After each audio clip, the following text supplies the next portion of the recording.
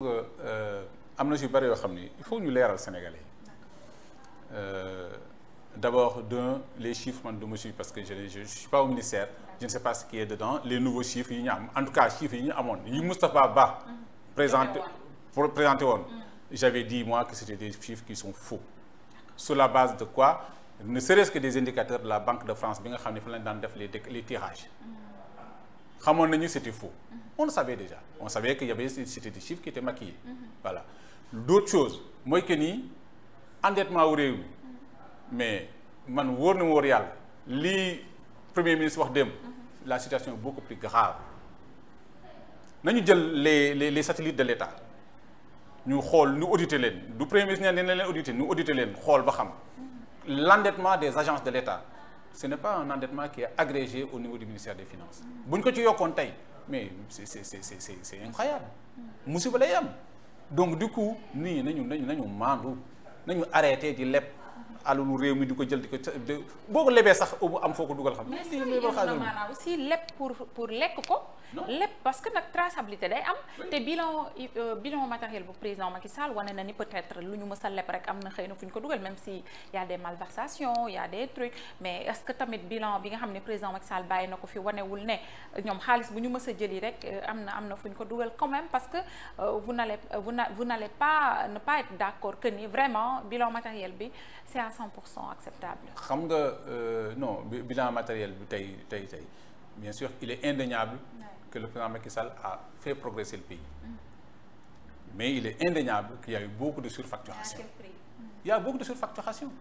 On a endetté le pays. ba bi ñuy dem di jëlee plus de presque 1000 milliards ñëw naan xawma lan ay environnement ak affaire yooyu mais pour quelle raison les pays étrangers et je pense que là j'ai bien apprécié. Je pense que c'est le président Bassirou Diomaye Faye qui le disait. Les pays occidentaux, qui eux sont les principaux pollueurs, ne peuvent pas nous imposer des normes alors que nous, on est en voie de développement. Donc, à un moment donné, il y a des choses. C'est pour ça que la question du FMI, la question de la Banque mondiale, mais tout ça, c'est des questions de rapport de force. Il faut qu'on ait une diplomatie. Une diplomatie forte, diplomatie, c'est pas une diplomatie tout simplement directe, mais c'est une diplomatie circulaire. Boo xam ne day permettre ñun bien sûr ñuy wax ak FMI défendre suñuy intérêt à partir de nos avantages mais en même temps de manière systémique ñuy taxaw liggéey ak yeneen partenaires yoo xam ne danañ ñëw voilà def loolu mooy tax nga am impact et en même temps suñu ambassades yi suñu consulats yi mais nañu changer méthode de fonctionner mais je vous jure que la dernière fois j'étais au Maroc mais bi ma wooyee le vice-consul mi dañ ma woo ba tey ba sànq maa ngi xaar seen pour lan parce que non ba ma woo de non bul ñëw xaaral dinañ la woo j'attends encore bu ñu ñëwee France bi président Diomaye ñëwee foofu ñu ñëw département Seine-Saint-Denis mais qu'est-ce qu'ils font eux parce que pour xeex effectivement ñi nekk ci nguur gi je ne suis pas d'accord parce que quand le président Georges Mansali ñëw nekk fa parce que j'étais parmi ñi nga xam ne ñoo négocier convention de coopération boobu entre Ziguinchor et le département de Seine-Saint-Denis mu war a jël parole ambassade jóge fee ñëw ne yow doo jël parole pour lan parce que tout simplement ñoo ngi indi di laamisoo di indi ay naan xaw ma lan Bartay wax wala affaire yooyu mais loolu la ñu war a bàyyi parce que ça donne une mauvaise image du pays il a fallu que les Français ñëw gis ma ni ma mais Thioune voilà on a un problème parce que ils veulent pas mettre Georges Mansali devant ainsi de suite mais leen non je dis man ma wax le président Troussel mais je dis mais c'est vous qui invitez c'est vous qui devez décider et c'est le Sénégal qui on parle du Sénégal on parle pas des personnes et c'est important et c'est comme ça moo tax ma ni boo xoolee nit ku nekk responsabilité yi nga am fa nga nekk war boo koy def rek na nga xool sa digganteeg réew mi waroo xool sa digganteeg sa bopp sa digganteeg ak ki nga xam ne moom mooy sa xarit wala ki nga xam ne moom jàpp non on te met là on te donne un salaire tous les mois c'est le pays qui te paye ce n'est pas l'autre qui te paye de son argent de poche non c'est le pays qui te paye tu es là pour le pays tu dois faire ce travail là. D'accord, très bien. Alors pour jeexal monsieur Omar Thioune ndax dafa am fooy dugg si législative yi parce que nag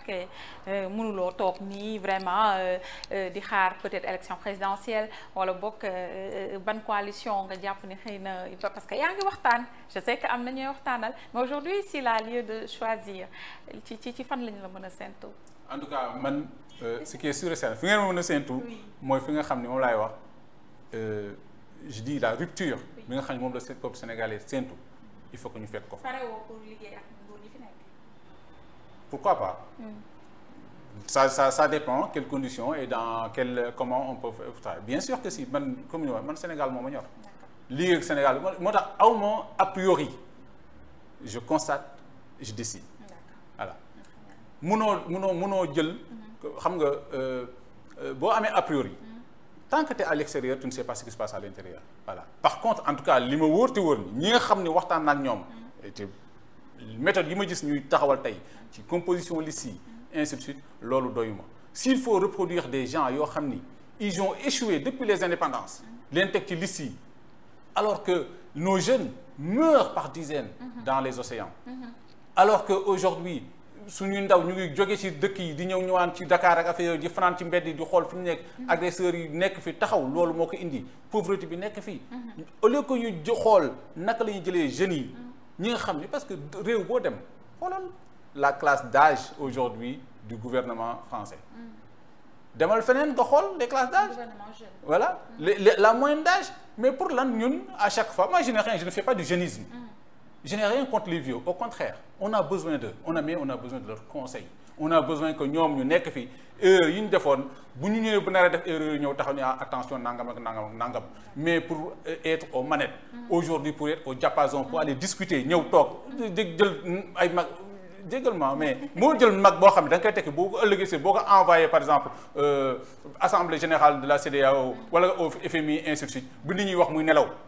parce qu'il est fatigué